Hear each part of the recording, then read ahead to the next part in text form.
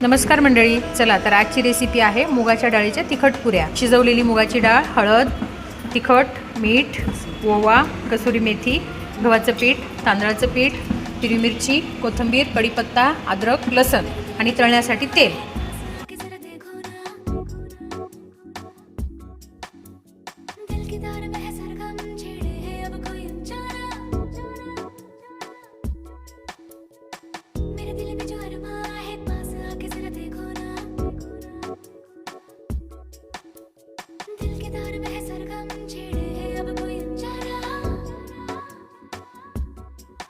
ये प्यार की है बातें, कुछ अनकही मुलाकातें, तो ऐसे ही मिलते हैं, मिलके मचलते हैं दो दिल जवां.